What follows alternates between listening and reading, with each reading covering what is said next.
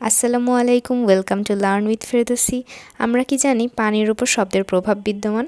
Alternative মেডিসিনের উপর প্রখ্যাত বিজ্ঞানী ডক্টর মাসারু ইমোতো এই নিয়ে বিভিন্ন গবেষণা করেছেন। তিনি প্রথমে পানিকে বরফে পরিণত করেন, তারপর সেই বরফের মাইক্রোস্কোপে ছবি তুলে থাকেন। এভাবে ক্রিস্টালের ছবি পাওয়া যায়। এভাবে তিনি একই উৎসের পানিকে দুইভাবে পরীক্ষা করেছেন। এক ক্ষেত্রে পানির সামনে ইতিবাচক শব্দ চয়ন করা হয়েছে এবং অন্য ক্ষেত্রে পানির সামনে নেতিবাচক শব্দ চয়ন করা হয়েছে।